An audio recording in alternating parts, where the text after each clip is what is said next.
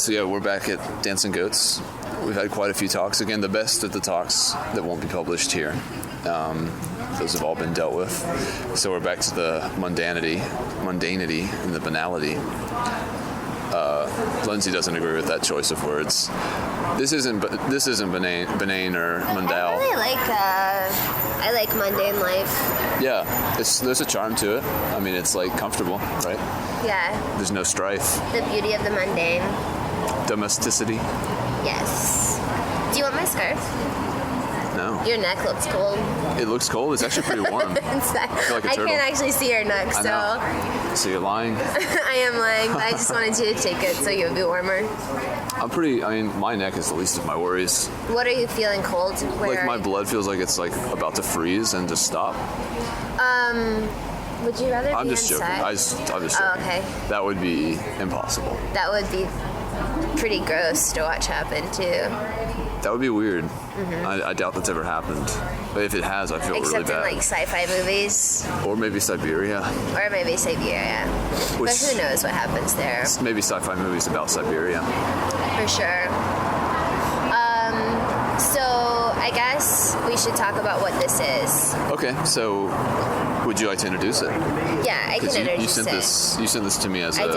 I sent this to Kenneth. So it came with this article called basically like an article about how you can will yourself to fall in love with someone. Right.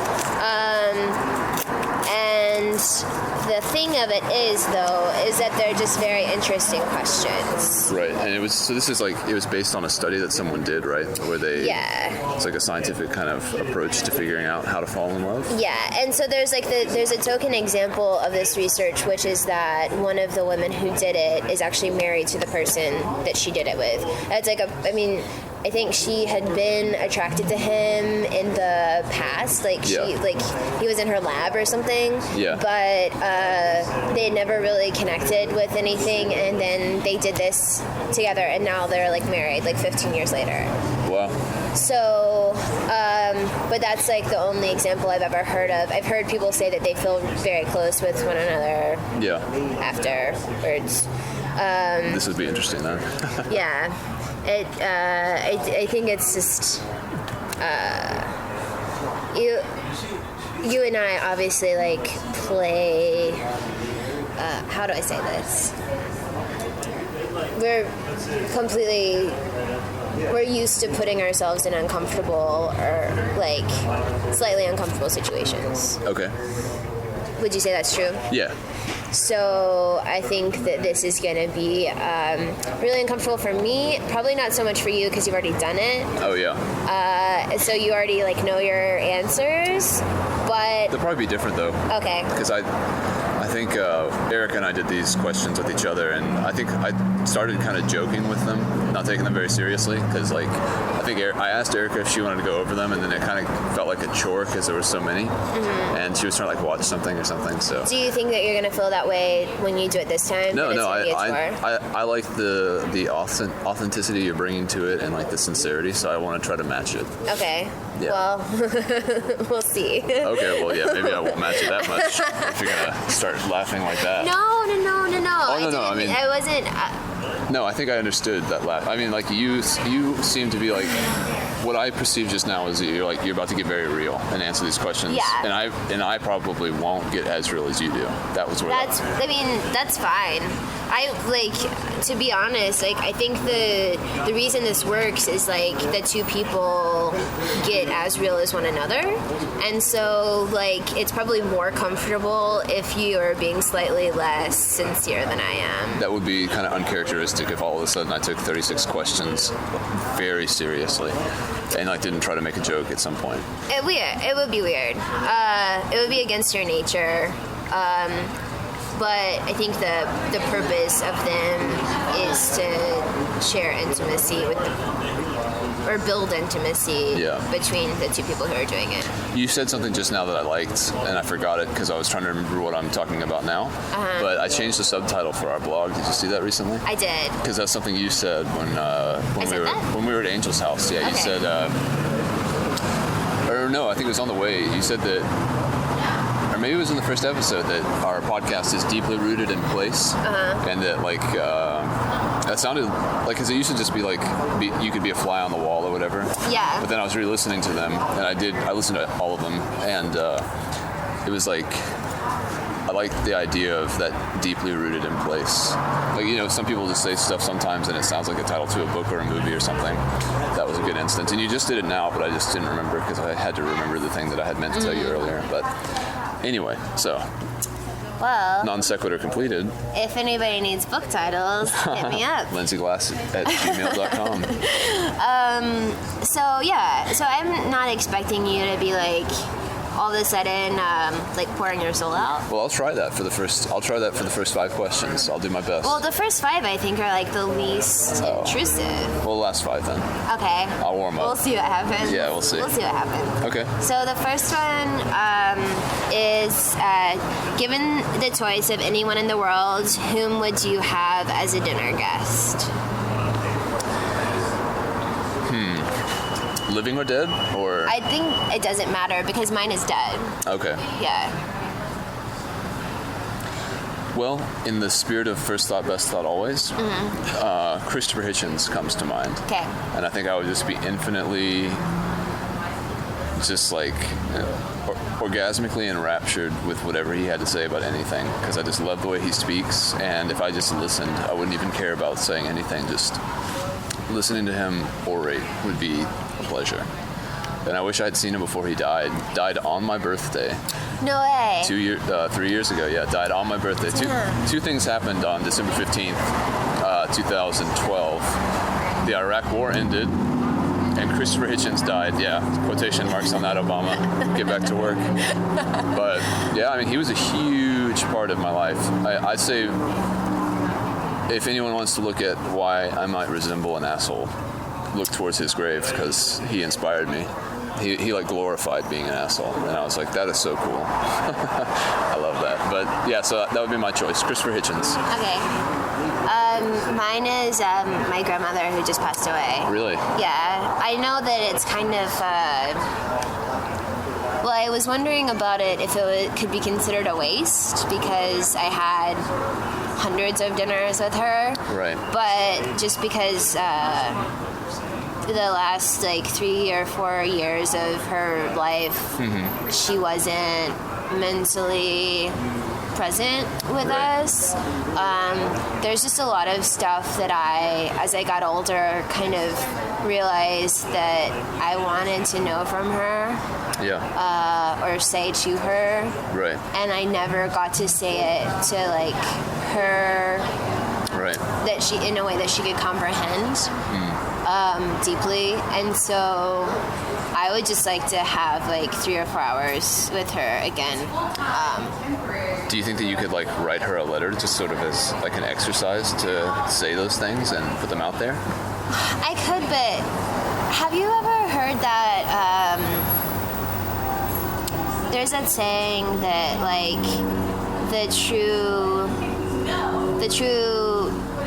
people, so it's basically saying like when somebody dies, like someone that you love, you're angry because you had all of these things that you wanted to say that you didn't get to say. Right. But the true victim is death is like the person who died because they will never again get to speak.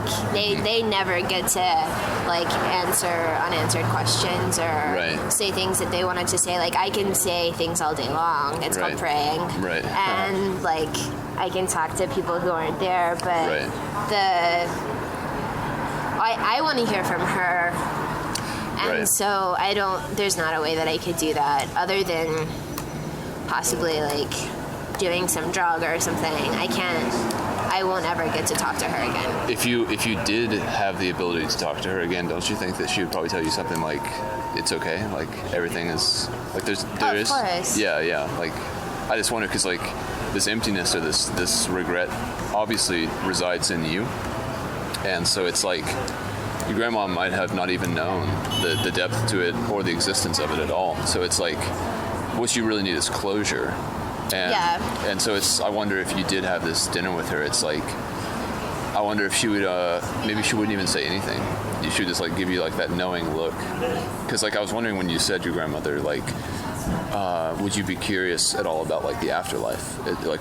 Does that? Yeah, I didn't think so because I didn't care about Christopher Hitchens' afterlife either. But I think that, I don't know, the perspective that living people have is probably not as enlightened as those who have passed on.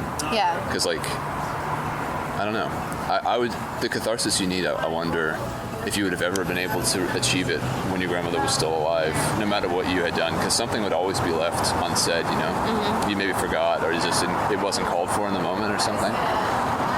So I just hope that you're not carrying around too much guilt. No, Yeah. I just... It's very fresh, though. Yeah, Yeah. it is. And that's, probably why she is my answer, is that Yeah. it is so new still, and still, like, just sad about it. Yeah. So, yeah. but yeah, I would just really like to, like, sit down with her again. Well, for what it's worth, I envy the ability to even have that as a regret, because I never knew any of my grandparents very well, and definitely never felt like they had anything to teach me or tell me that was important. So it's a huge victory for you to have even had, I think, what you did have, if you had any kind of personal connection, which obviously you did. Yeah. That's pretty amazing in and of itself, especially these days when people are so disconnected from like a larger family.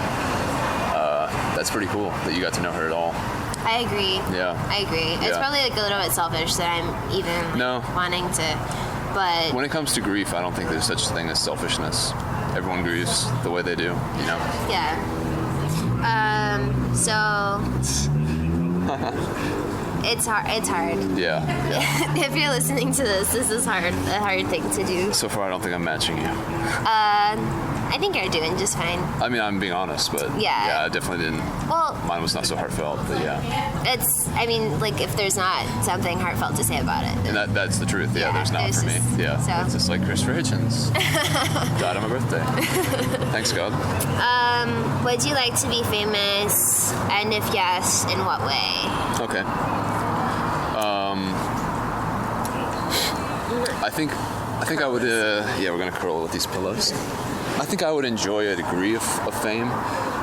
Not necessarily fame, but like what fame would give me. Like, I used to want to be like a competitive cyclist, and I thought that would be great, but I realized at a certain point that I actually hated riding my bike competitively, and I only liked the idea when I'd fantasize about being a cyclist of all the free time I would have, and like the awesome house I would live in with like such good food. So I was only fantasizing about the after product, Okay.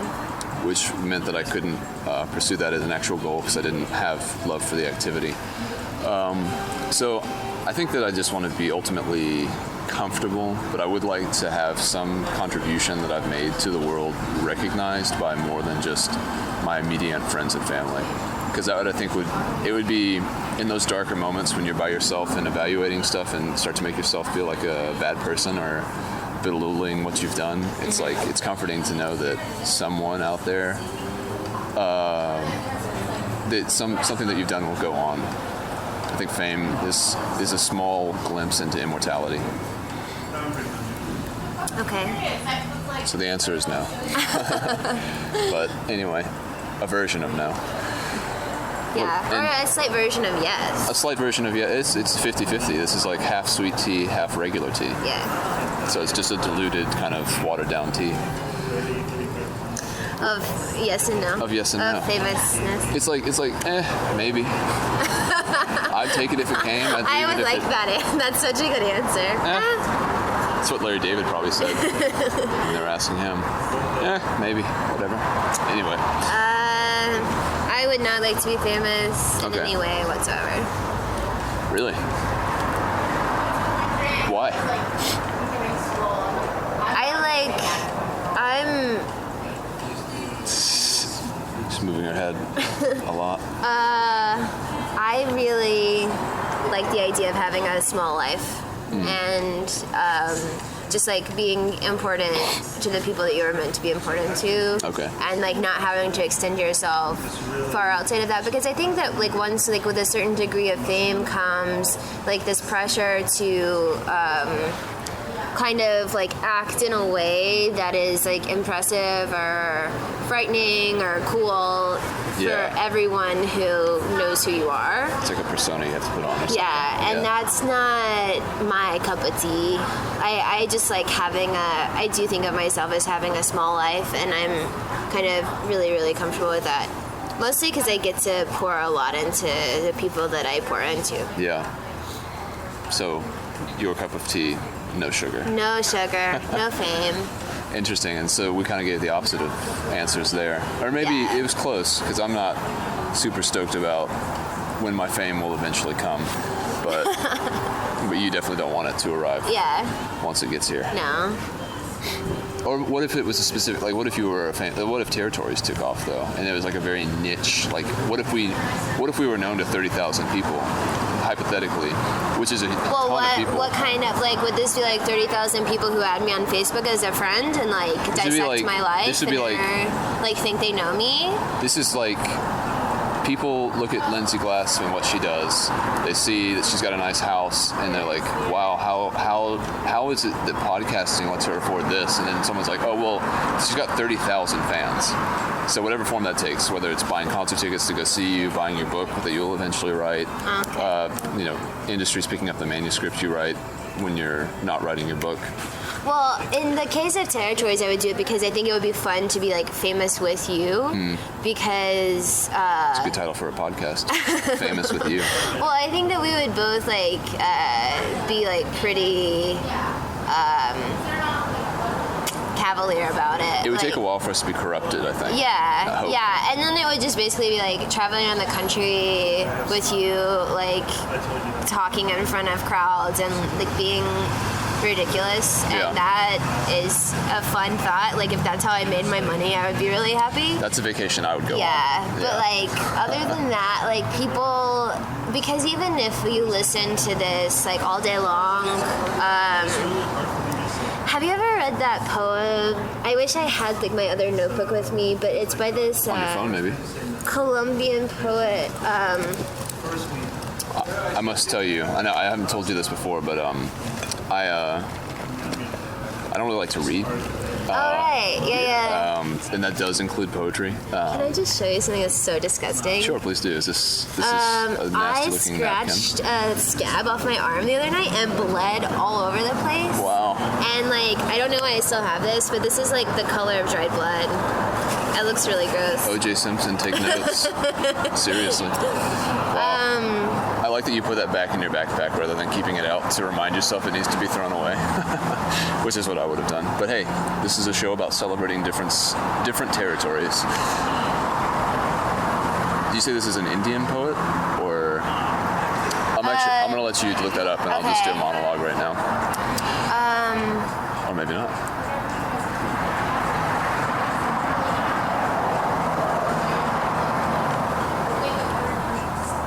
We're only on the second question, right? Is it not? Well, Lindsay and I were wondering how long this would actually take, because we were wondering if it should be... We also had like a long introduction.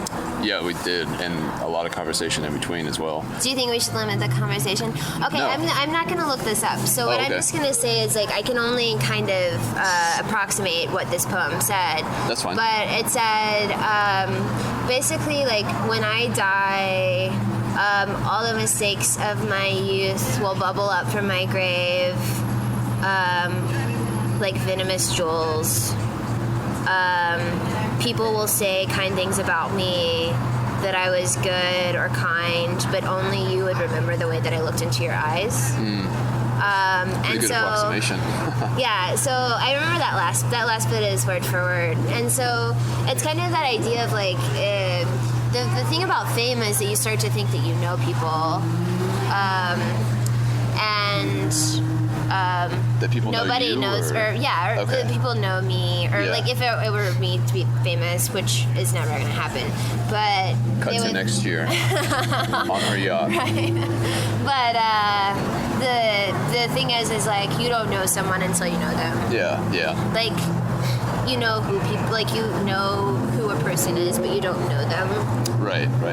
Who knows what Kanye's really like? Right. I mean, he's a really sweet guy, I think, in real life. You think? Well, he probably is. I mean, yeah. Why not? He had people forget that he had like the dropout or the college dropout record like that. He was pretty humble back then. I mean, he thought he was the shit like all rappers. He thought he was the stuff like all rappers do, but I think you have to do that just to kind of assert yourself. Oh, you know? Of course. Yeah. So I mean, he deserves what he has. I agree. And I think that there's no reason for him to pretend like that stuff all fell into his lap. I mean, most people don't come into wealth in that way, like as a huge entrepreneur and then a very successful one at that. There's a lot of old money out there that just gets passed on. Yeah. And those people don't have any reason. There's no struggle there.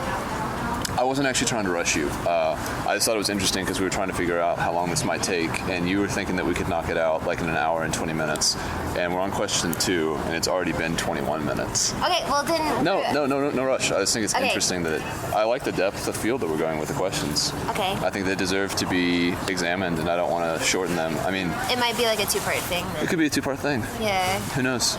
So, question 3 is, before making a phone call, do you ever rehearse what you're going to say and why? I don't.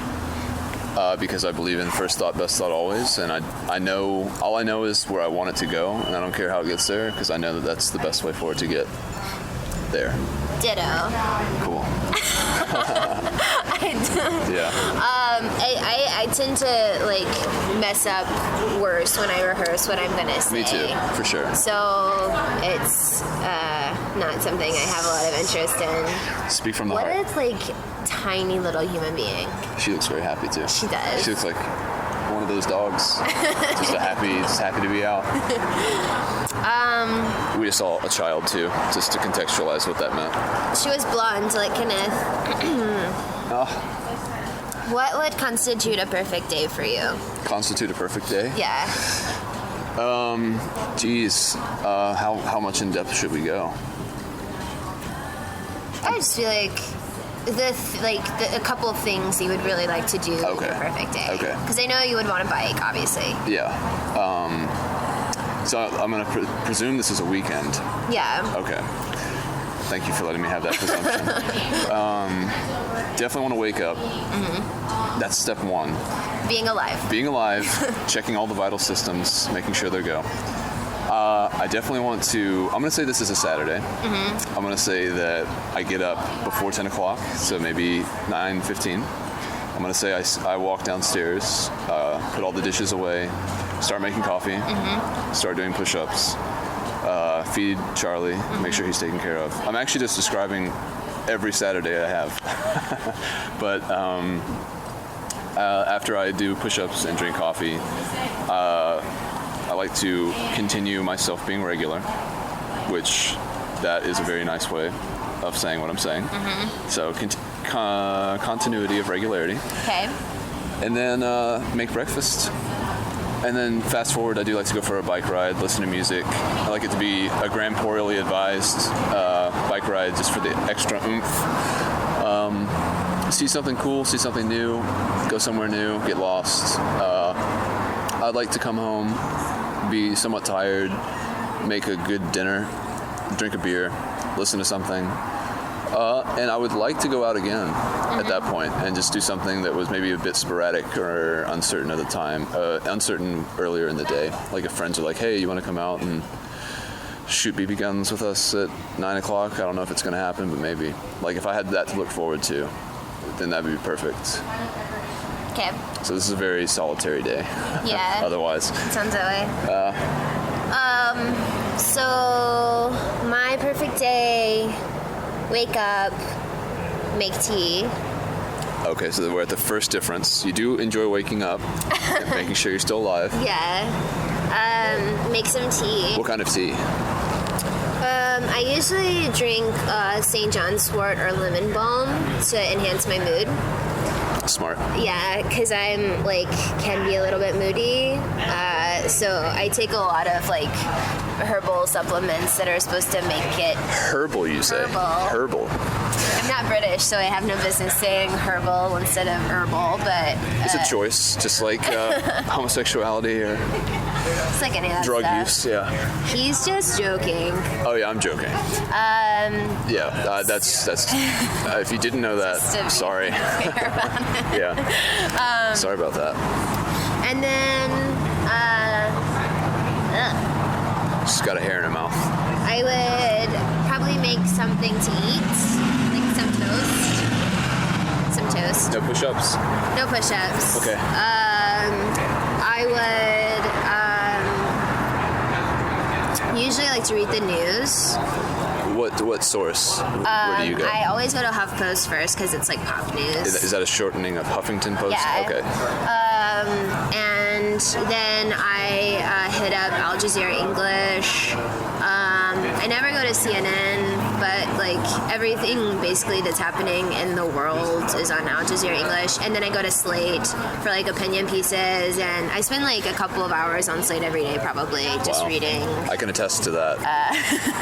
From the although I don't think you've sent me a Slate article. It's usually stuff that I find out through Slate, like through the Slate podcasts. Like a lot of the stuff that I send you, they talk about on Slate podcast, and then I look it up and then I send it to you. Did you write that podcast? Or the one you talked about? I wish that I did. I just realized I'd like to make a note real quick. Okay.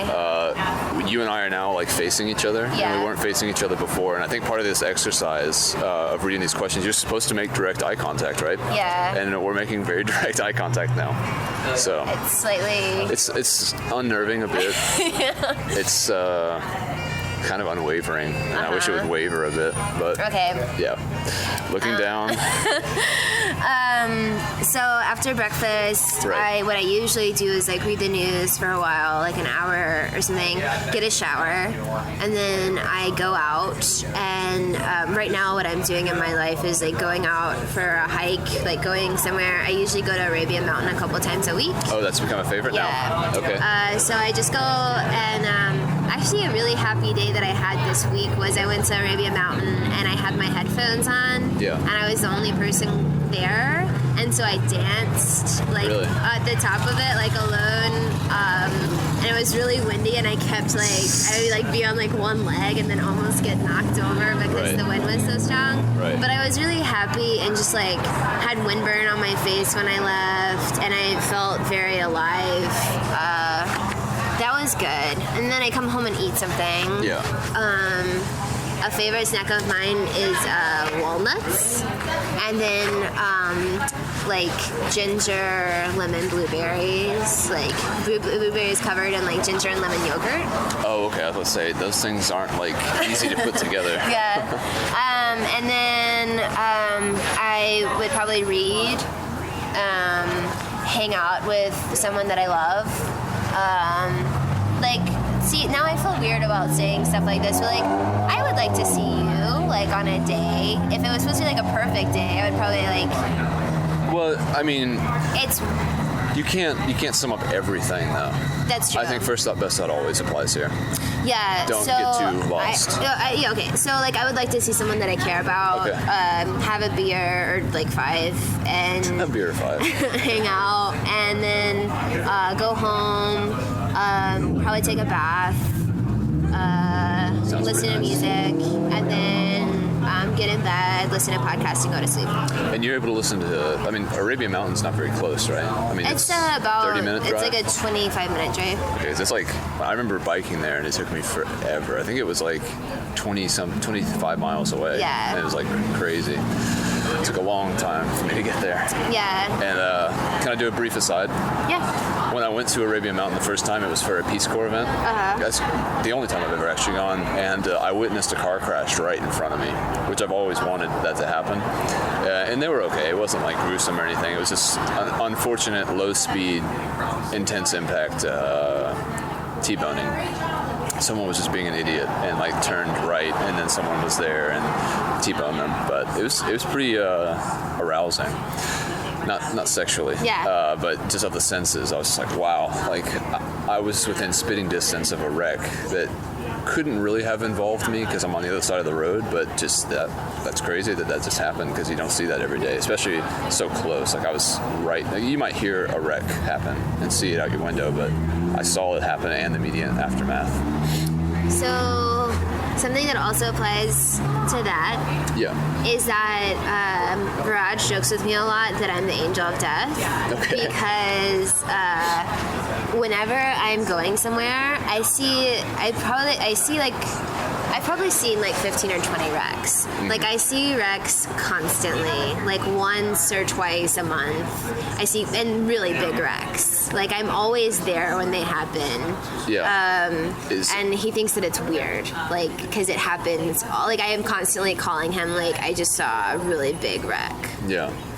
This is an important question. How far down the family tree is C-Rex from T-Rex? Because I know there's a relationship there, right? Is that the same thing? I plead the fifth. Okay. Yeah, that joke wasn't as funny as I thought it would be. It was pretty funny. But you did say C-Rex, so... I did say that, indeed. And we all know T-Rex, so it's the best. Yeah, exactly. T-Rex with small arms. I'm trying to get this pillow like you've got yours. I'm too weak. No, okay, move your hips. I don't know how to do that. Otherwise, I'd be dancing more often. Okay, use your other arm. Here, I think I got it. Okay. That's much more effective. Yeah. I feel like a sultan now. Should be smoking hookah or something. Okay. Okay, so I think we should move on. Okay, I think our days are pretty similar. Yeah. Yeah, again, though we both want to be famous and have tons of money, we just want to have beer and coffee or tea and have food in between and people in between and bathroom breaks. Yeah. It's basically like being at school. Yeah. Yeah. Yeah, I like school. I like school too. I haven't missed it, but I think I might one day. Well, yeah. I've planned on being in school all my life, in one way or another. I like it that much. This is a really intimate question. Well, should we wait for the ambulance to pass? Angel of death.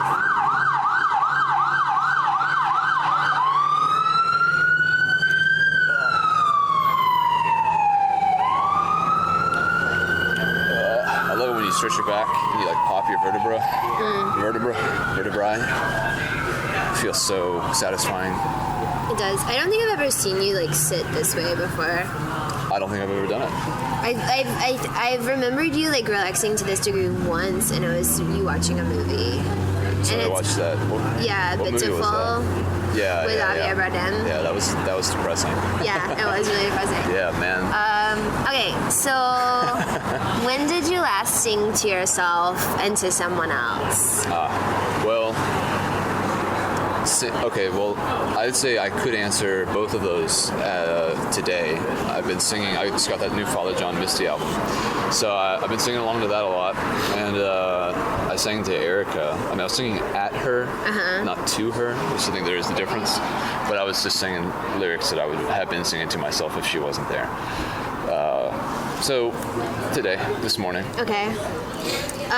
So I sing constantly. It's the most annoying thing. It has to be the most annoying thing about living with me is that I'm always singing and I have a really annoying singing voice. It's I don't think I've ever heard you terrible. Sing. It's so terrible. I wonder. And so the last time I sang by myself, it's also related to the when did you last cry question. Because I was really sad yesterday and I took a bath, like I soaked in the bathtub and I was crying in the bathtub and I also was singing this song that was making me cry like to myself. That probably didn't sound very good. Yeah. Because it was like this really sad Sharon Van Etten song, and there's this lyric that says to know somebody in and out after a while it's a challenge. And just like for anyone who's in a relationship or any relationship, not even romantic, it just like hits home about how hard it is to be humans together. Yeah, totally. And then sing to someone. I make up songs to Viraj all the time. I do that for Erica too. Yeah, it's just a fun, goofy thing to do. And he also gets really annoyed by me and like rolls his eyes and is like, "You're such a bleeping idiot." Like that's basically like 50% of the time his response to things that I do. So that was probably like yesterday, the day before. Yeah, I make up songs when I do tasks. Yeah. Time to go up the stairs and see Charlie. Is he sleeping? That little bowl of rage. Almost cursed, as Sway said after he heard. I don't remember what his name is, but anyway, this is a reference that's gone off the hill. Yeah. Yes. So okay. So recently for both of us, we've sang to and at. We're both big singers. Big singers that are kind of closeted about it. I bet no one would guess that I sing as much as I do. No. I'm developing my voice too. Also, I think that if we were to ever be roommates, we would have a very noisy house. Yeah. It would just be like, Lindsay, one or it's both of almost us. time to pay the rent. Do you have your portion, please? Yeah. Yeah. And then, yeah. Yeah. We have to start harmonizing though. That's difficult, but it can be done. As soon as we cross that bridge of being comfortable singing in front of each other, we could get to the point where it was like, okay, let's take this to the next level. Yeah. Let's harmonize. Let's take this on the road. Because we could have songs for certain things too. Like we could have a dishes song. I do dishes songs. Yeah. Yeah. Harmonizing it. Yeah. Yeah. Yeah. Well, that sounds like a great plan. It's one to look forward to. Yeah. That's like in the future of our family's vacation together. We're gonna be the annoying sitting ones. Yeah. Can I go ahead and make a weird observation that I just had? You know how like Jumanji, if you played it, like it took you into that different world, and like Robin Williams is there and stuff. Yeah, and there's a gigantic anaconda. Yeah, like wouldn't that be weird if this was like a weird Ouija board cursed thing that like actually did have the effect of causing people to, if they got through all of the questions, fall in love? That would, I think, complicate both of our lives to an immense degree. But I mean, I feel like this is I feel like this could be an effective way of like, I don't know if this would be like a good thing to do on a first date. Well, because it's a lot of eye contact. Yeah. And it's very intimate. But I think that there is a degree of, I heard a conversation about this on that podcast that I was telling you about. Right. Because they talked about it. And after I sent it to you, actually, it was really weird. I was like, but that wasn't even English. That was just noise. Yeah. But they said obviously like there has to be a degree of willingness from both parties. Like you can't fall, like there's nothing like magical that's just gonna happen between the two of you that make you fall in love unless you're both willing to have that as a possibility, I guess, to pursue it. Yeah. You can lead a horse to water. Yeah. The icon. Sorry. Go ahead and. T-mark that one. The eye contact is a lot here. Yeah, it is. It's really. Yeah. It's different than walking. Maybe you should have like. Sunglasses. Plucked my eyebrows or something. Oh, yeah, I haven't really. Like they're quite bushy. I've only been looking like at your eyes. Okay. And into your eyes, which probably doesn't help. I'm trying to get this pencil in my ear. I've got I think it's a little, your ears are kind of thin. My mom actually, she told me when I was born that I didn't have folds on my ears. They were just flat. She was like worried that you were She was very weirdo. worried. The only reason they got me circumcised is because they thought that I was like, they didn't want me to stand have out. like a couple of strange things. Yeah. Does that feel weird? It doesn't really work, but it's kind of like having like the Chinese people with chopsticks when they put their chopsticks in their hair. It feels actually, yeah, that works. Okay. But yeah, my ears, they've had a trying time. I've never even looked at my ears really, but they're pretty normal. yeah, the folds developed postnatally. Well, thank God for that. You know, I'd have been that cool guy with weird ears, I guess. Okay, this is one that I already know your answer to. Okay, so let's just go skip it. Or do you want to skip it? No, I was just joking. I don't know what it is. If you were able to live to the age of 90 and retain either the mind or the body of a 30-year-old for the last 60 years of your life, which would you choose? I am very biased in this question. I know it, because it's gonna be. I'm not even 30 years old yet, so I already think that I've pretty much got it going on mentally, so I would say physical. I'd rather have the body of a 30-year-old when I'm 90. But your brain still, from that point on, it can break down. Oh, so I could have like Alzheimer's? Yeah, you could basically have the body of a 30-year-old and the mind of a 90-year-old. Or like the mind of you could have early onset and it could be like 50 when your mind starts to go, or 60 or 70 or 80. It's funny because that's what you said the first time, and I guess I was just not listening because you basically just repeated that question again. That makes it harder when it's not the way I'm thinking about it. Okay, then I'll go with the mind. Okay. Yeah, I think, because that would be, bless you. It's scary to think that I would be so deteriorated mentally only. That'd be kind of horrifying. That'd be kind of like being on a drug that you could never get off of. And I already like control so much. Losing control but still being physically fit, that's kind of like becoming Terry Schiavo. Yeah. I always want to say Shrivo, but it's stupid. Strivo, a little hardo. Yeah, I would go with the mental. Okay. Is that what you... I guess I said both, so I had to have confused I would go you at with some the point. mental. Yeah. I was just thinking about biking, you know. I know, but the thing is like you could take care of your body. The thing is like you never know what's gonna happen to your mind. You can take care of your body, and like barring like some crazy physical thing happens, you're gonna be okay. True. But your mind, there's like it's involuntary. To a large degree. There's that like baby Buddha guy. I know, the Bodhisattva. Yeah. We should ask him. That would be interesting. He'd be like, I would rather expire at 30. I know, probably. Die from both. He's like such a like weirdly beautiful being. He just seems like he meditates or something. Maybe he doesn't. Maybe he doesn't need to. Jerk. Oh, I doubt that. He's getting this girl's number though, that's for sure. Oh, dang. We are witnessing What a a true hookup. smooth player. He must be a porn star. I think he's probably just like a really good-looking, nice dude. And he's got both of them looking at him like with longing eyes. Yeah. She's trying to swoop in. Should we pretend that they don't know each other? Because maybe they just know each other, and this is just like they're like, oh, let's go see Evan. He's at work right now.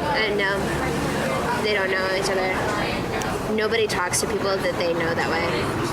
No one would be that nice. Yeah, that's true. Yeah. They'd be like, hey, you're working, haha. Like, whatever. Give me the latte, slave. Yeah, that's probably more likely. Okay, so I don't like this question, but I'm just going to say I would want this question. The mind, body? Yeah, but I would keep on mind. Okay. Because that's the wise answer. It's literally the wise answer. Preserving the only thing that could comprehend wisdom. Oh, God. Do you have a secret hunch about how you will die? I think I'm going to get hit by a car at a pretty young age. Do you really? Yeah. Just not paying attention? Yeah. No, I think that, it's, I've always thought that I'm, gonna die pretty young. I don't want to. I think I should be clear about that, but... Yeah, you're not tempting these cars. That's why I'm, very safe around vehicles. I'm more... They're dangerous things. Yeah, I don't like cars at all.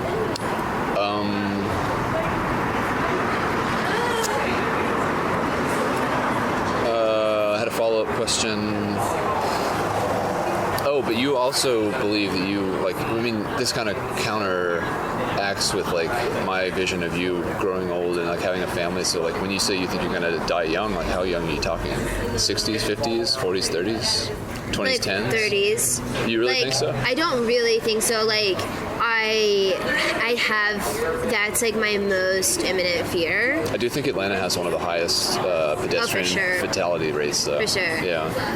When I was in grad school, this guy came to talk to us, and he was talking about he and his wife getting pregnant. They were pregnant, and they went to the doctor, and they were like, of course, like worried about all of these things that people worry about when they're pregnant. Right. And the doctor was basically just like, you live in Atlanta, keep your wife out of cars if you're really worried about her health and the health of your child. Like, don't, like, stay away from cars. Like, everything else can be pretty much, like, taken care of. Mm-hmm. There might be some grand cosmic tragedy, but otherwise it's going to be fine. Just keep your wife away from cars. Mm. And it's that big of a thing. Like, they're so dangerous. Like, the way you feel about flying, I feel about cars.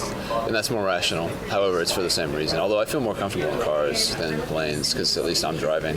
Because I drive so cautiously. Like, I think defensive driving is almost too intensive a word for my driving style, because it implies that the opposite is, like, aggressive. Mm-hmm. But I drive like... I drive like all my tires are flat and I don't have a drop of gasoline left in the tank or something. Like, I'm really cautious, and I like to have like 4 football fields between me and the car in front of me, and you know, they're scary. I'm lucky that, knocking on wood, that nothing major has happened on my bike. Yeah, with a car. I definitely have like a compulsive worry for you just about that. I'm very careful, calculated. Yeah, but like it's these fools out here I have to worry about. It's like when you know someone who bikes as much as you do. Yeah. I'm like kind of like constantly like, I hope Kenneth is still alive. Send me that text. You alive, bro? Just make sure. So far, the answer is yes. Yeah. Yeah, and I mean, I don't know. I think the important thing about anything, if you've mastered a task, which I feel like biking, I really know my bike inside and out. It's like you know what you can and can't do. And so as long as I know what I can do, then I just have to be defensive about everyone else who is a wild card. Like, in an isolated environment, I probably would never have an issue on my bike. Maybe I'd occasionally fall off. But yeah, it's these foolish people out here driving like butt snogs and causing potential. Yeah, it's a good one. No, nothing. I was looking at the Chinese character just to break the eye contact for a second. To be fair, because I think I know that character, but I'm not sure. And this has no relevance or context for the listener. So, I don't remember my point. I cede the floor back to you. Okay, but you didn't answer. Do you have an idea that's about how thoroughly how you're I forgot. Die? I don't.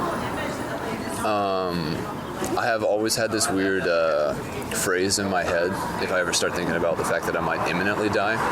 It's like I always thought it'd be cool to like start a short story or something with like a phrase like, I never thought that my death would come in the form of blank.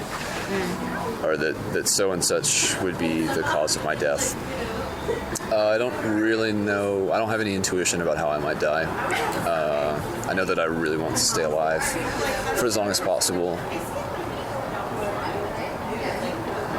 Honestly, I just see myself dying in my sleep a long time from now. A heart attack or a stroke, or just my body just slowly just stopping. I don't know. That's idealized, but I don't think it'll be barring. If I can bar things that are out of my control, then I think that I will live a nice long life. But since I can't do that, I can't say. So I don't know. I've never obsessed about it, and I don't know. I know that I've never thought about suicide, which sometimes surprises people. Not that I haven't, but like talking to a friend recently, and he was like, we were talking about suicide, and I was like, never a day in my life have I ever thought that anything was so bad that I'd rather just die. And I think that's because I'm afraid of dying. So it's like my mentality is just stay alive, play the game as well as you can. It's a healthy mindset. I like, as far as suicide goes, I've never been I've been pretty dang sad, and I've never been like that removed from. Dang sad. Well, I can't say DAMN. Sharon's listening. Yeah. But I just don't. I would never have the guts to even like. Viraj asked me one time like if I could kill someone, and I was like, I could probably like get up like the guts to like point a gun at someone or something. But the thing is like I could never look in someone's eyes, like just to see like this is so intense. I was imagining killing someone. But yeah. Just to see the look in someone's eyes, like just knowing that I have betrayed them as a human being and that I'm going to take their life. Yeah. That would kill me. Like that would make me want to die. I couldn't do that to someone. What if someone broke in your house and like a big thing ensued and they were like trying to hurt your children and you finally got your children away from this person and then you had them in a vulnerable spot, somehow cornered them, and you were like, you had a gun and you had the choice at that point after they had done you, like they had ill intentions. Do you think even at that point, if you looked into their eyes, you wouldn't be able to pull the trigger? I would probably like shoot them in the foot or something. Just be like, that's you shouldn't have done that. Maybe that's what I would do too. But like could never like intentionally take someone's life. I've thought about like being in war, and it's just not cut out for my because like the weird thing is like I start to think about the universe that person lives in, like whoever I am, and like I feel like I have such an expensive life and so many people that I love and who love me. Yeah. And then like that person is no different. Right. I thought about that too. It would just be the most ridiculous thing to think that taking someone's life doesn't matter or that they deserve it for something that they've done. Like, there's very few things that I think people deserve to die for. Yeah, I think that's true. I agree with that. I remember, too, being really young when we were talking earlier about when we were young and would be unable to sleep because of you're just too aware. I remember thinking one thing that would actually calm me down and make me get back into the ability to sleep was like the understanding that everyone sleeps. And so no matter how scary the person was I was imagining breaking into my house and killing me and my family was, I was like, well, it didn't happen last night and I was afraid, and it's not probably going to happen tonight, and at the very least, at the end of the day, hopefully that person is just tired and wanting to go to bed just like I am. So we're more similar. But I think if I was in that situation I described, I would hope that I would shoot them in the arms and legs instead. I would want them to experience intense pain, and I would derive absolute joy at seeing them writhe on the floor. But I don't know. I think you're right. I think it is better to not kill them because I don't want to be killed. I wouldn't appreciate if someone decided that I should be killed. Right. And do unto others as thou would do unto you should be the whole of the law or whatever Kant said about that. Did I answer this question twice? Yeah, you did, kind of.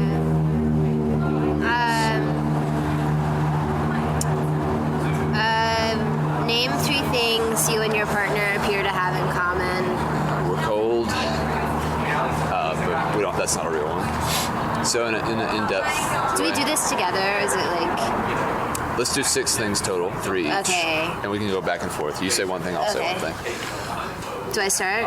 You don't have to. I've got a coin we can flip. You can start. Okay. Or I'll start. You start. Okay. We're both willing to take this fairly seriously and to add to it. I don't know if it's supposed to be like an additive practice, but I like that we're taking the question and sort of exploding it. Riffing with it? Yeah. Just because if we're answering it honestly, and a lot of these questions are pretty deep, then there's stuff you can unpack. So it's not a simple yes or no or just like a one-word answer kind of thing. So I like that currently that's one thing you and I both have in common, that we're taking this to the logical extreme of it. So we both have in common that we enjoy each other's company. That's true. Goes without saying. Yeah, but that's like, I It is. It goes beyond just two people who are enjoying just casual company, though. This is like soul nourishing kind of like. Yes. It's a deeper time together. Yeah. So we definitely like. I think that if I was to go a week without spending time with you, I would be like really, really, really sad. I would feel it. Yeah. It was even weird like noticing last night because we've been hanging out on Saturdays. Yeah. And then like yesterday was Saturday and Saturday went by and I was just like had this like weird joint fear like you're not gonna see Kenneth like this like weird just like because you didn't see him when you usually see him you're not going to see him type of thing and I was like really like anxious and upset that I didn't see you. It was different for me too. Like it kind of felt like tripping over yourself a little bit because like we have gotten into the mode of meeting and like Erica and I just cleaned the house and like did a bunch of chores, like kind of tag teamed all the chores and everything, and it was nice, but it was like I had that. It was almost like phantom limb syndrome. It was like something is supposed to be here that's not. So yeah, I would definitely feel it if it was a week without. Yeah. So that's a good one. Yeah. Although I made fun of you at first. Exactly. I just didn't want to be the first to say it. It seems too on the nose, but it's true. Yeah. It's good to put it in words. Yeah. Okay. So another thing that you and I have in common. What? Oh, is that pencil? There. Okay. What the what? This hat doesn't fit like it's supposed to. Okay. Is it one you can tighten in the back? It is. It actually was just like kind of tangled up on itself.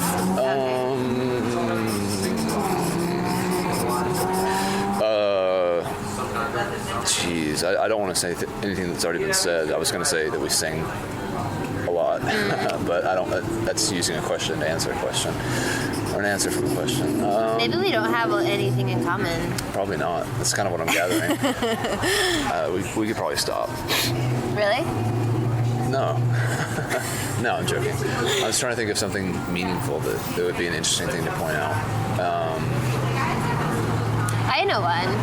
Okay. We both enjoy kind of like a simple life.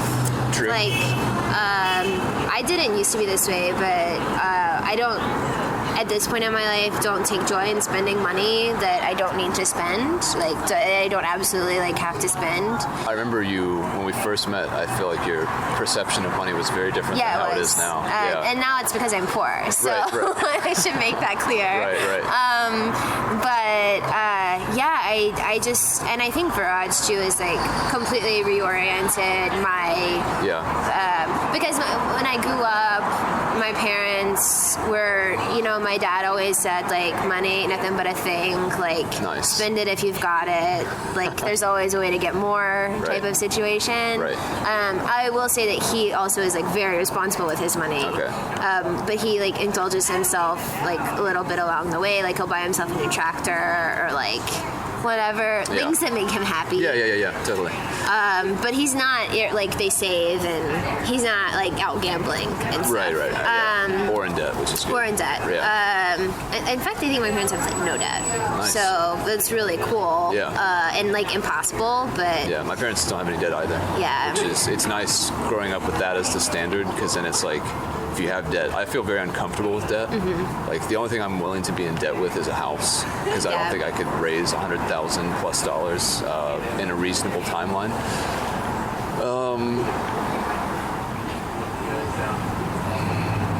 So you've done 2? So, yeah, I've done 2. Okay, I don't know why I'm trying to make these much more deep than, I don't feel like I've hesitated for any questions before this.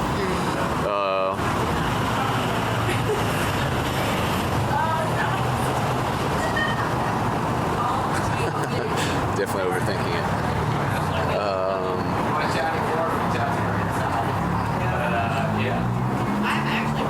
Well, I think the way that we like to communicate is the same, and I'd say that it's not everyone's cup of tea.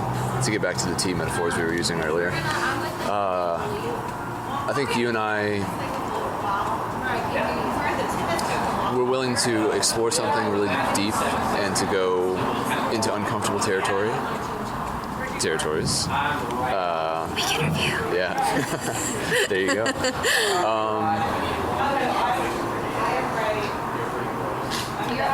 I mean, I don't think I've ever had a relationship with anyone that was this consistently free and open with talking. Like, you have friends and everything, and there's, certain things you can and can't talk about with those people just for whatever reason. And with us, I feel like the breadth of it is so wide that I don't think we've even hit the walls yet. Like, we've talked about quite a few things, and things that both of us probably thought the other person was being stupid for bringing up. Well, the good thing about you and I is that we can talk about nothing. But, like, even the nothings are important. Yeah. You know what I mean? Like, it's not, like, something that is, like, novel, and that's why it's so good, is because it's novel, or that it happens so rarely. It's, like, I honestly believe that if we were put in a room together for, like, a month, and we were the only people that we had to talk to, we could have that much conversation and it wouldn't, like, get old, because there's not, like, just like things that are happening around us. We're both interested enough in the world that there's not like we have to talk about, like, these standard things, and we're, like, afraid to have, like, shallow conversation, or afraid to have too deep of a conversation. Right. It's really all just, like, free. Full spectrum. Free game, free range. Free balling. Free balling. Yeah, which I think we can say. Okay. The censors have given me the thumbs up. Yeah, I think that's true.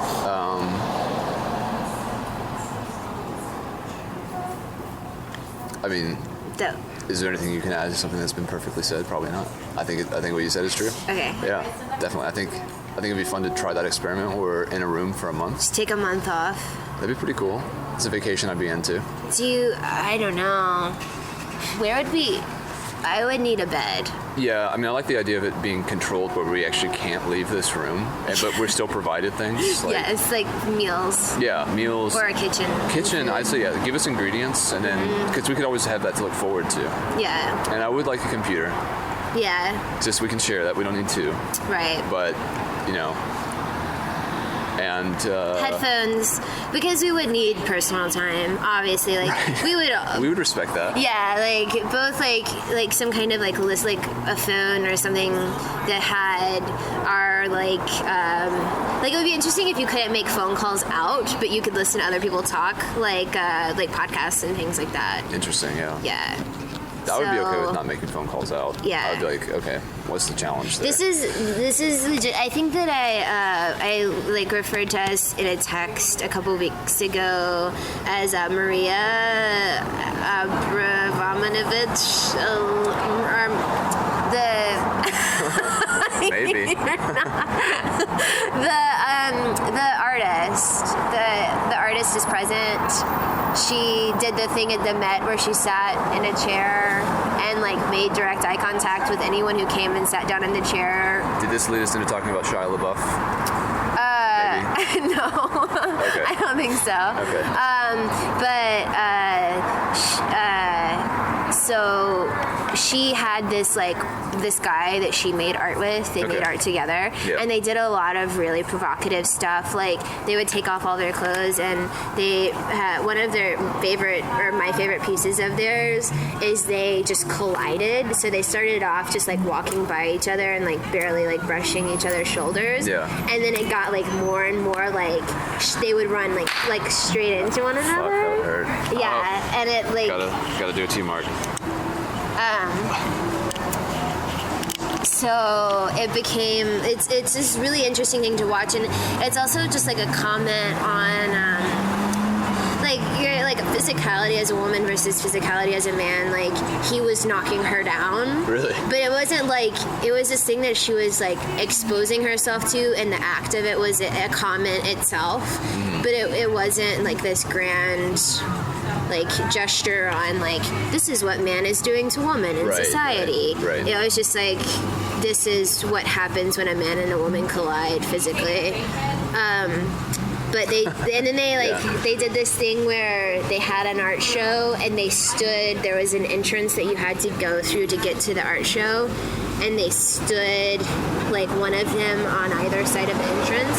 So there's this little space that you had to walk through, and you had to rub up between, like, Really? or like rub up on one of them to get through. They're naked still? Yeah, and they're naked. Wow. She did a lot of stuff where they did one where they slapped each other in the face back and forth. Like she would slap him and he would slap her, and it was a lot of like very aggressive stuff. But the way that they kind of like created these things to do together, the energy that they had reminds me of our relationship. I don't think that either one of us would like be comfortable like slapping each other in the face, but it's like the like they just completely trusted one another. Yeah, that's a good. Okay. What?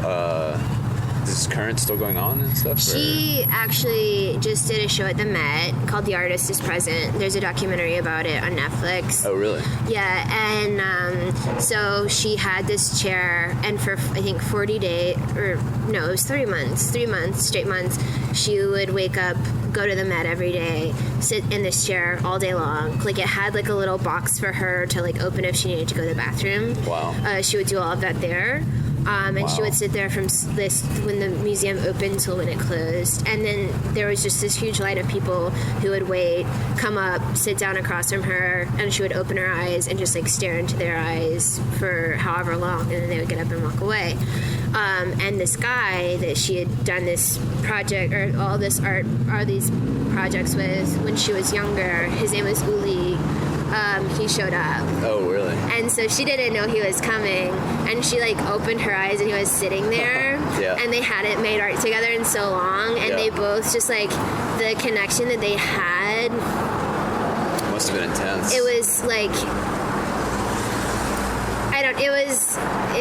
you should. I'll show you the video later. Yeah. But it was. How long did it last? He probably sat there like a couple of minutes. Like it was like I think it was too much. Oh, really? Like it was like she was like visibly upset. Like Really? like moved upset, not upset. Mad at him. Yeah.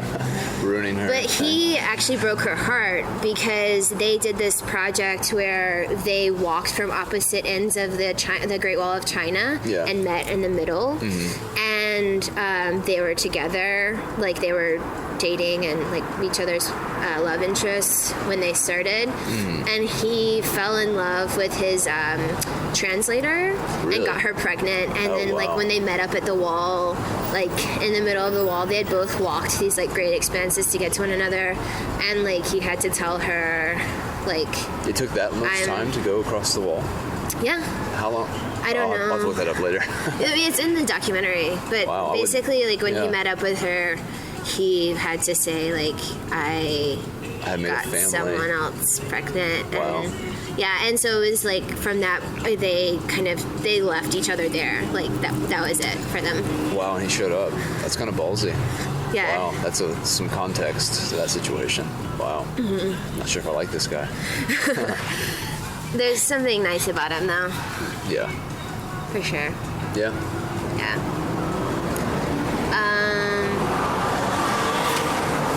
Was that 3 things each?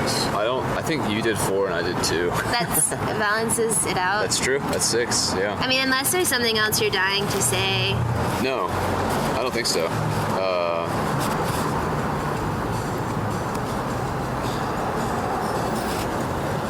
I don't know. I mean, to me, it's just like the well manicured gears, you know. I feel like it smoothly runs. And to comment on it, it's kind of hard because it's what can you say about a machine so well tuned? You know, it's easier to point out things that are incongruent,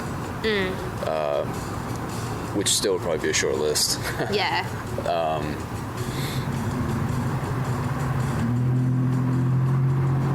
I'll reserve my last one, and if something meaningful comes to mind, then I'll bring it back up. That sounds good. Yeah. All right. For what in your life do you feel most grateful?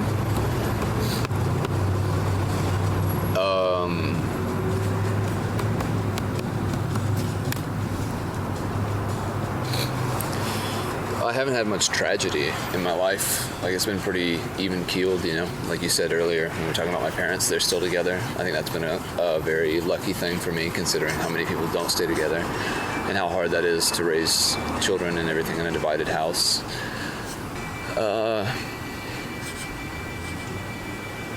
I guess I'm thankful one way or another for everything that leads up to the present, you know? Since there haven't been any horrific tragedies in my life or bad things that like sent me askew, it seems like everything has been a net positive. So the whole thing. Again, I had never wanted to commit suicide, so it's like on track. Yeah, it's just like I appreciate the whole thing. I understand that you have to pay the piper eventually, and that life is a balance of good and bad. But I appreciate that my balance has been relatively easy to deal with. I think that one of the reasons I trust you a lot is that I think that if something truly terrible were to happen to you, you would take it in stride. I can't see you, like, of course you would get, like, bent out of shape about it, but I don't think that you would let it define your life. Yeah, I would be surprised if I did. It's hard to imagine what could happen that would make me so snap. Yeah, bent out of shape. Yeah. Question. Sure. Do you need to go to the bathroom before they close? No, it's but 5:58. It might be nice to like stand in there for a bit. Okay. To like unfreeze. Let's do it. Well, what question is this? This is question. Is it 7 or something? Number 9. Why don't you go ahead and answer yours? Okay. Or I'm just afraid they're gonna lock the door. Oh. I do need to go to the. I need to pee. Well then, okay, we'll leave it here for now. Are you sure? Yeah. Okay. Yeah. We'll pick it up. Number 9, your turn. You might notice that there are no longer any whizzing cars or whizzing cars. We're in a empty, since those are both vowels, an empty parking garage underneath Ponce City Market. And from here, we're going to continue. We were kicked out because we got a little too rowdy from the coffee shop. Told us you guys have to leave. Bar fight. Bar fight. You have a bloody nose, I can see. But the other guy looks worse. You should see the other guy. Right. Yeah, definitely. Yeah. So I think we left off on question number 9. Shout out to the Beatles. I'm going to sit. Are you going to sit?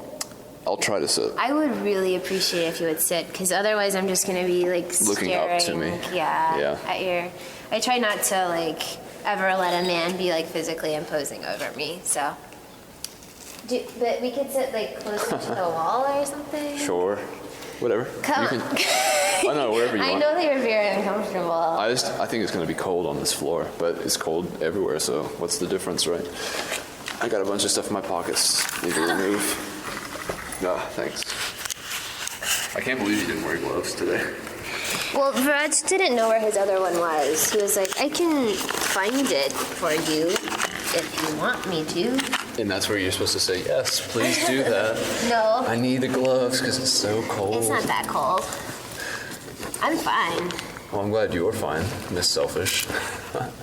Okay, I'll wear this hat. Wait, there's a plastic on it. That's fine. It helps to insulate. All right, I'm going to put on an extra hat. See if this does the trick.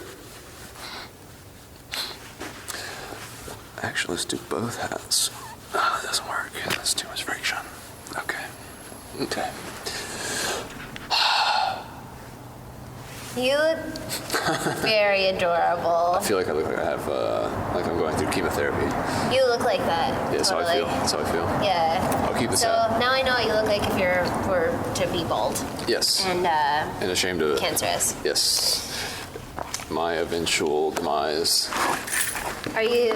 I'm just gonna get up gonna squat? I'm gonna squat for a little while. What if you sat on the notebook? Do you think that would be warmer? Oh, no. I'm just squatting because it's a good opportunity to stretch my quads. Okay. Well, I'm not going to argue with that. It's hard to argue I'm sure with it it. is a very good opportunity for you to stretch your quads. You have to take every opportunity to stretch your quads. I wish I cared about stretching my quads. I wish you knew which muscle group the quads were. Also, Do you want some aloe the for that, Vern, quadrupeds, which I think that you don't know what you're talking about is what's going on. That's a given. Okay, so we were on question number 9. For what in your life do you feel most grateful? Yes. I feel most grateful for my disposition, which came from my family and the way that I was raised. So I guess I'm like most grateful for my family and the way that I was raised. And then the virtue or like the fruit of that is my disposition. That would be interesting to meet your parents, actually. Because I don't know what that disposition based on pedigree means, you know? Basically, what happened was that my parents are completely wrong for one another. My mom is like really tender and emotional, but at the same time like a really like strong woman. Yeah. Which you get from just being poor for a lot of your life, I think. Yeah.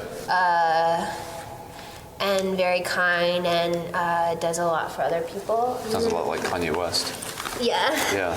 And my dad is like this kind of like rough and tumble, kind of like white collar Jude with like a blue collar attitude. White collar Jew? Dude. Jude. He is dude. Okay, he's a dude. Not a Jude or a Jew. Okay. It would be funny if my dad were Jewish though. That would be.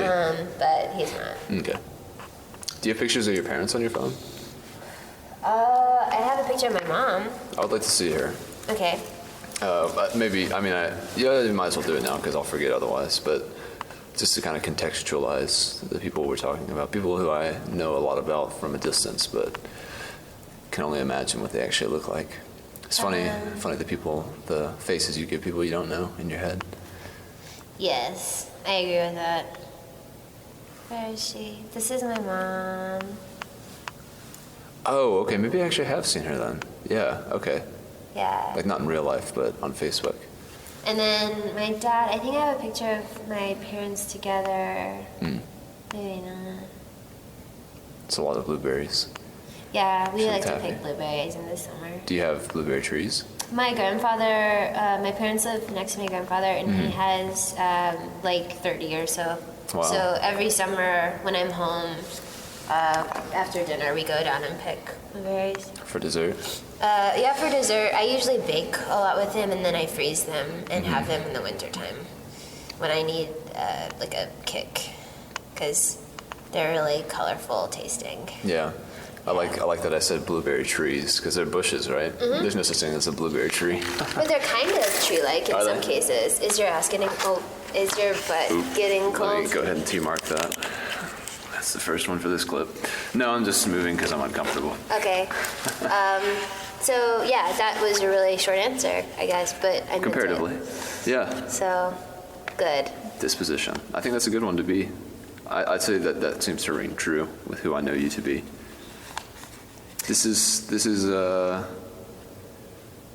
who I know you as through things you've left unsaid. It was a thing I wrote. It was a podcast title for one about my mom. I like that. That seems applicable. Applicable. Both. Yeah. He walks and he is I, as are you. That's a different one, but also a podcast episode title. I think that you should do an entire Jesus Charlie that's just you having a conversation with your mom. I don't know why I'm obsessed with your mom, but This is sort of an enigma. You don't know her yet. yeah, I don't. I'm sure that I will at some point. I would definitely. I think it would make everything a lot more rich if you met my parents. I think that you should convince your parents to take me to the mountains with them. Just the three of you? Or You can come if you Okay. want. that would be interesting if you guys went by yourselves. Consider this an open invitation if you're listening, Mom. But it would just be a lot of fun. Yeah. Because I would get wine drunk with them and, hang out. It's interesting. Watch I mean, HGTV. my dad already falls in love at the mere mention of the Yeah. possibility. Yeah, that's his bread and So, butter. watch some Property Brothers. Love It or List It, Rehab Addict. I think this is on History Channel, but like American Pickers. Yeah. Yeah, that stuff. Yeah. So, I think that would be fun. I would be in favor of it. it would be so much fun. And then, like, is there a river around? There's a small stream. Yeah. Okay. You know, like go fishing in the morning for breakfast. Yeah. Salamanders. Salamanders. Crawdads. Yep. I like salamanders a lot. Me too. I think they're really cool creatures. They are. Yeah. I don't know how they stay in that water. It's so cold. It's like, dude. Well, they're cold-blooded, so they're like, yeah, this This is just how what I'm I was doing. raised. It's how I was raised. It's a choice. Okay, so Number 10. number 10, if you could change anything about the way you were raised, what would it be?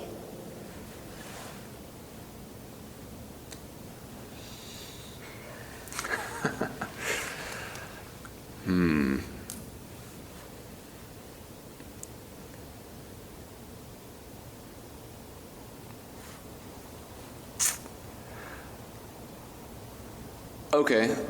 I'm going to go with first thought, best thought always as a Okay. governance. I would say that I wish my parents had been a little bit more progressive with their parenting, in that, like, I wish they had not wanted to shelter me away from things, but rather inform me and educate about them.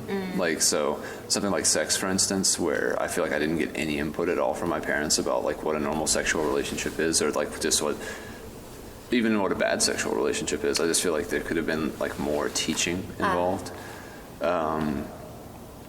So less sheltering and more like trial by fire, or at least just exposure. Just, I don't know, maybe that's hard to do for a parent because you don't want your child to like lose their innocence and stuff like that. But Yeah. like, I think that's something I want to do for my child. Like, not pretend like the world, the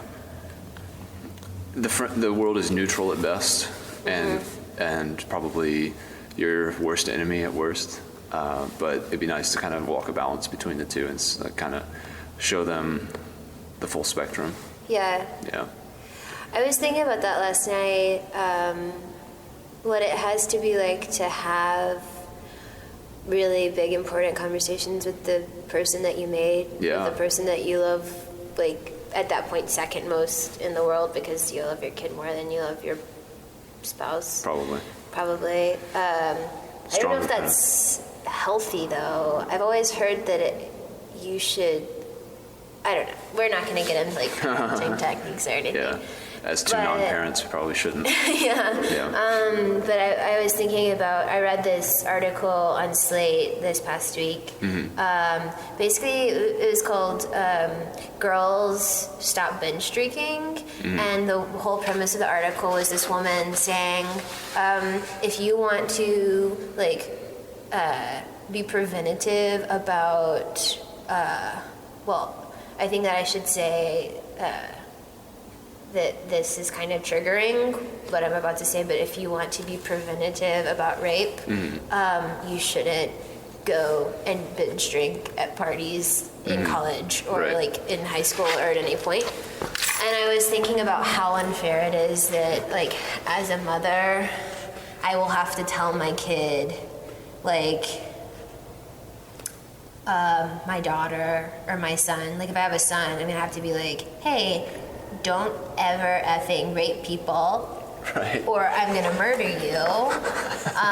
Such a loving mother. Yeah. Like, don't be a jerk. And then, like, but it's so much scarier if you're a mother of a daughter, because at that point you have to say, this is a terrible thing that I even have to say this to you, but just, like, be careful. And, like, this is, like, a thing that no one can prevent but the person who would choose to do that to you.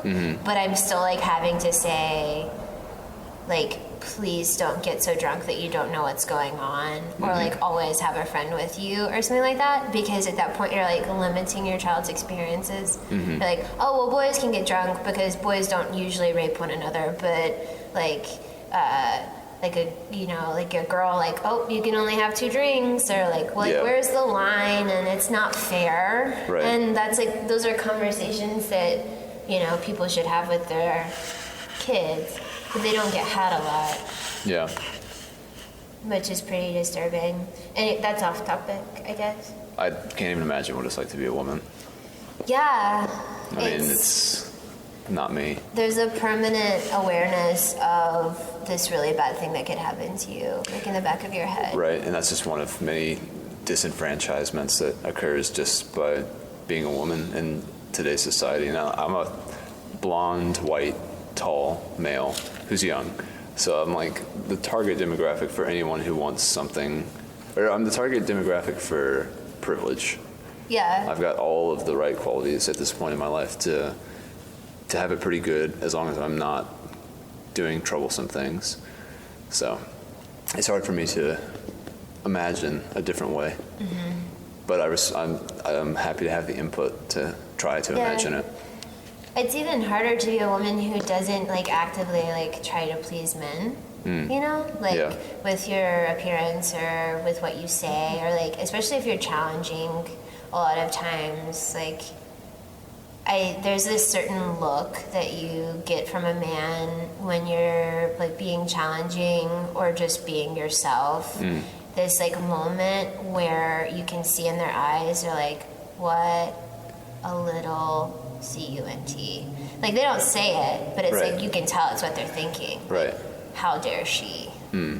And I've gotten that look so many times in my life, but it still is not pleasant. It hurts every time. But your disposition. Yeah. So, I guess if I could change anything about the way that I were raised, it would be that I would have cut my dad more slack, I think. Like, he and I just started to get close a couple years ago, and I wish I'd been close with him all along, because as it turns out, like, we're actually really good friends, and he really enjoys like opening up to me and telling me things that he doesn't even like tell my mom, because he trusts me and like thinks that I might have some kind of input or I can somehow like that I am somehow like the human mark that his life has like gone okay up until this point, because he's been around me and I'm not terrible. You know? Yeah. And so I think that I created for myself too many conflicts mentally with my father that I shouldn't have. And ultimately you have to remember that our parents are humans and they make mistakes and they have their lives still. Right. And that's really, once I kind of like got that through my thick skull, things with him started to get a lot better. And now we have a really good relationship. But I just should have been like kinder and more graceful to him. And I know that when I have a daughter, I will always encourage her to be kind and graceful to her father, just as much as I will encourage him to be a decent father. Right. Because that's really important, and my mom always did that to me. It's like, I live with this man, I know who he is, cut him some slack, because he's not as bad as you think. Interesting. So your approach is like what you would have done differently, rather than like mine was like my parents should have done something differently. Yeah, I mean, I'm sure if I like thought about it more deeply, I could think of a couple of things that needed to be different. But first thought, best thought, always. Yeah, I like to. Yeah, I think that's probably the biggest thing, because we could have had a better relationship so much earlier.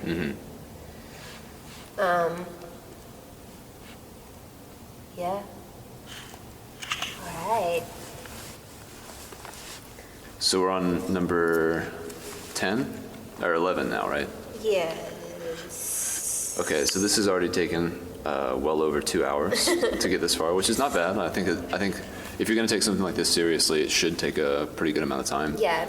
And I guess we'll pick it up in the next episode, and that way we'll be kind of refreshed. And because how many total questions? 33 or 36? 36. It's a lot of questions. Or 34, something like that. It's more than 31. Yeah. For sure. But less than 38. Yes. Probably less than 37. think it might be 36 or 34 or 32. Somewhere in that range. It's 1 or 5 beers worth, for sure. And so we'll pick this up. I think next time when we do the next batch of questions, we might actually be getting beer, right? Yeah. So that might be interesting, especially since this next question is a little bit more detailed, and we'll probably have our first beer before we start talking. Yeah. So I always like to listen to what we've said and think about like what we drank before, if it was caffeinated or if it was like alcohol. It always makes for interesting difference. Yeah, I might. I will probably cry at the like. Yeah, if I have like more than 2 beers and I'm like answering. I mean, because I hardly drink anymore, and so 2 beers. I had 2 beers on Friday night, and I was like beside myself. So I might. You're just gonna have to be patient with me. Oh yeah, I think if that's how you naturally, if that's how things go, I think that'd be great. I mean, well, reading over like, especially the latter bit of the questions, to get more heavy. Yeah, like when I was just copying them down, I cried when I was like at the end of it, and that was under the influence of nothing.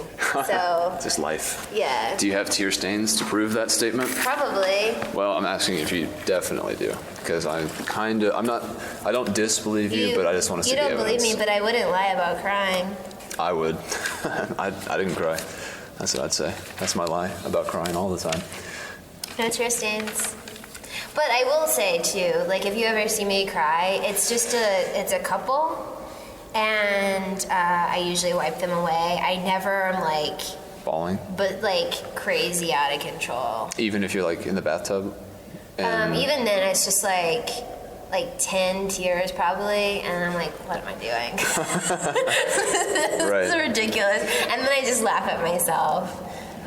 So this might actually be a question on there. I think it is, but I mean, when was the last time you really, really cried? Really, really cried? Yeah, like uncontrollably. It was gasping for air and like. Oh, I've never cried that way. Never? Oh, I've done that, but it's been, 15 years probably. I don't think that I've ever been that. You never had a toy that broke? That's what always got me. Dang it. I think we can let that one go. That's a biblical word. Yeah. Yeah, I think we can let that one go. The last time I really, really cried was... I cried when my grandmother died. My mom called me, and I was really, really upset. The most moving cry that I've had was at my family's Christmas, and my aunt died like 4 years ago, and I was really close with her. And my uncle, it was my dad's sister that died, but my uncle has kind of like stayed and been a part of the family and has like helped take care of my dad's parents and like really, like in a way that he could have bailed out on her because she was sick for 20 something years, and he was with her the entire time. Really? Took care of her endlessly, like in the way that he could have bailed on that, he could have bailed on us and just been like, I'm gonna go live a normal life now because I've been taking care of a person for 20 years and I'm tired. Yeah. But he's just he's like a good man, and you just know it when you're around him. And I hugged him and I said something like, I wish she was here, and then I got really upset, and he always gets emotional around Christmas time and holidays and stuff. So that was like the last. I had to like go to the bathroom and collect myself. When was this? Christmas. Oh, so just past Christmas. Yeah. Wow. Do you think even though you say he's a good man, and I have no doubt, do you think he still had doubts though? Do you think like it was still like difficult? Like, do you think he had the thoughts but just didn't act on them? Not to besmirch him, I'm sure he always, like, in the back of his mind thought, like, my life could be much easier.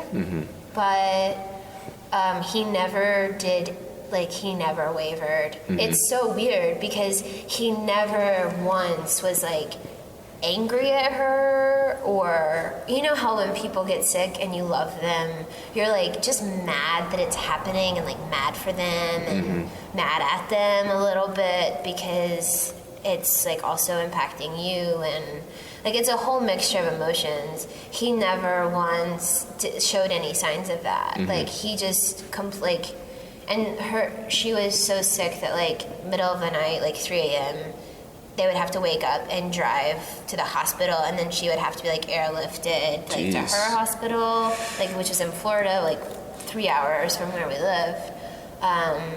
And she almost died, like probably like once every 3 or 4 months. She was near death. So yeah, like I think there's like in my mind, he's just like such a great human being that whenever I'm around him, I just feel like overwhelmed with emotion because he's a really good portrait of what anyone should be in life. Yeah. Wow, that's a bonus question. That was pretty intense. Yeah. Yeah. Well, with that, until next time, over beers. Yes. Territories. Territories. Over beers. Yes. Is it territory? Would you rather have territories or beers? If it was territories over beers, which one would you choose? Beers.